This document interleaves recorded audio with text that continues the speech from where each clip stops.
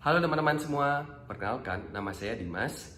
Jadi pada kesempatan kali ini saya akan menjelaskan mengenai pertumbuhan ekonomi. Nah, di sini saya menjelaskan tidak hanya saya sendiri saja, tetapi saya ditemani oleh ketiga teman saya, yaitu yang bernama Laili, Hadi, dan juga Adit. Latar belakang dari pemilihan topik pertumbuhan ekonomi ini adalah karena kami melihat bahwa pertumbuhan ekonomi merupakan salah satu indikator yang sangat penting dalam melakukan analisis tentang pembangunan ekonomi yang terjadi pada suatu negara.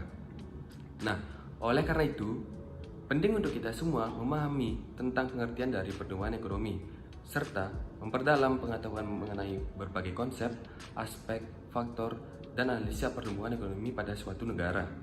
Tujuan kami membahas pertumbuhan ekonomi di Indonesia untuk mendeskripsikan pengertian dan beberapa teori pendukung dari pertumbuhan ekonomi serta menjelaskan hasil analisa laju pertumbuhan ekonomi di Indonesia dengan sebuah grafik. Di sini saya akan menjelaskan beberapa manfaat dari pembelajaran bab ini. Adalah yang pertama, dapat mengetahui faktor-faktor yang memengaruhi laju pertumbuhan ekonomi. Yang kedua, sebagai landasan dalam pengambilan keputusan. Yang ketiga, sebagai agen perubahan dalam kehidupan masyarakat. Baik, mari kita mulai pembahasan mengenai apa itu pertumbuhan ekonomi. Pertumbuhan ekonomi diartikan sebagai sebuah proses perubahan kondisi perekonomian suatu negara secara berkesinambungan menuju keadaan yang lebih baik selama periode tertentu. Pertumbuhan ekonomi juga menunjukkan sejauh mana aktivitas perekonomian akan menghasilkan tambahan pendapatan masyarakat pada suatu periode tertentu.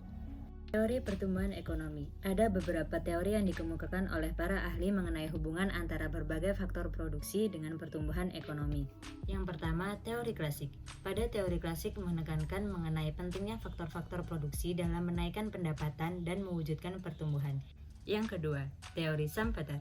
Pada teori Schumpeter menekankan mengenai peran usahawan yang akan melakukan inovasi dan investasi untuk mewujudkan pertumbuhan ekonomi. Yang ketiga, ada teori Harrod-Domar. Pada teori Harrod-Domar menunjukkan peranan investasi sebagai faktor yang menimbulkan pertambahan pengeluaran agregat. Pada dasarnya, teori tersebut menekankan peranan segi permintaan dalam mewujudkan suatu pertumbuhan. Yang keempat, ada teori neoklasik. Pada teori neoklasik menunjukkan bahwa perkembangan teknologi dan peningkatan kemahiran masyarakat merupakan faktor yang terpenting untuk mewujudkan suatu pertumbuhan ekonomi.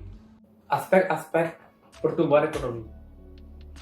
Sebagai negara berkembang, Indonesia selalu dikaitkan dengan aksi kebijakan-kebijakan yang berasal dari negara besar, seperti Amerika Serikat. Kebijakan yang diterbitkan negeri Bang Sam langsung memberikan dampak terhadap ekonomi nasional. Namun, ada beberapa upaya yang bisa dilakukan untuk tetap menjaga perekonomian terhadap kebijakan-kebijakan negara besar. Menteri Keuangan Sri Mulyani Indrawati mengatakan ada 4 aspek perekonomian yang harus dikelola dalam menjaga stabilitas dan kelanjutan kemajuan perekonomian untuk menghadapi guncangan dunia tersebut. 4 aspek tersebut ialah: pertama, aspek sektorial yang ditunjukkan dengan indikator pertumbuhan ekonomi atau produk domestik bruto. Kedua, aspek fiskal, yaitu APBN, meliputi penerimaan, belanja negara, dan pembiayaan. Ketiga, aspek moneter, serta sektor keuangan. Keempat, yang terakhir, aspek neraca pembayaran, yaitu keseimbangan eksternal antara perekonomian Indonesia dengan dunia. Faktor-faktor yang mempengaruhi pertumbuhan ekonomi ada 2, yaitu faktor ekonomi dan faktor non-ekonomi. Faktor ekonomi, sumber daya alam atau SDA. Bagi pertumbuhan ekonomi, ketersediaan sumber daya alam yang melimpah adalah sangat baik dalam menunjang pembangunan. Lalu ada sumber daya manusia. SDM merupakan faktor penting dalam pertumbuhan ekonomi. Pertumbuhan ekonomi tidak semata-mata tergantung pada SDM saja, tapi lebih menekankan kepada efisiensi mereka. untuk mendorong agar SDM dapat bekerja secara efisien dan maksimal. Dan ada juga teknologi. Perubahan teknologi dianggap faktor paling penting di dalam proses pertumbuhan ekonomi. Perubahan dan kemajuan teknologi berkaitan dengan perubahan di dalam metode produksi sebagai hasil pembaharuan atau teknik penelitian baru. Pada perubahan teknologi menaikkan produktivitas buruh, modal, dan faktor produksi lainnya. Faktor non-ekonomi. Nah, saya akan jelaskan beberapa faktor-faktor non-ekonomi yang memengaruhi pertumbuhan ekonomi. Pertama, faktor politik dan administrasi pemerintah. Struktur politik dan administrasi yang lemah merupakan penghambat besar bagi pembangunan ekonomi di negara berkembang. Politik yang tidak stabil, serta pemerintahan yang lemah dan juga korup sangat menghambat kemajuan ekonomi.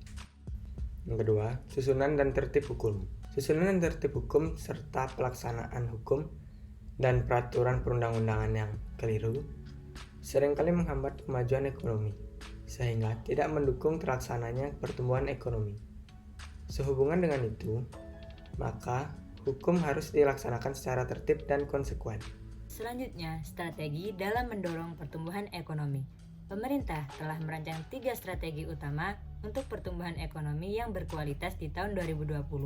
Pertama, penguatan neraca perdagangan. Untuk strategi penguatan neraca perdagangan, pemerintah akan meningkatkan ekspor melalui pengembangan hortikultura berorientasi ekspor dan percepatan perundingan internasional. Selain itu, pemerintah juga mengurangi ketergantungan impor melalui sinergi BUMN dalam percepatan mandatori biodiesel 30%, restrukturisasi PT Tuban Petrochemical Industry dan anak perusahaannya PT Trans-Pasifik Petrochemical Indotama, serta pengembangan usaha gasifikasi batubara.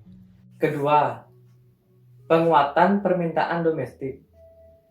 Dari sisi penguatan permintaan domestik, pemerintah akan meningkatkan konsumsi masyarakat melalui kebijakan kredit usaha rakyat atau KUR, penerapan kartu prakerja, dan kemudahan sertifikat halal untuk usaha mikro dan kecil atau UMK. Dan untuk meningkatkan konsumsi, pemerintah akan dilakukan dengan percepatan dan perluasan digitalisasi transaksi daerah. 3. Transformasi struktural.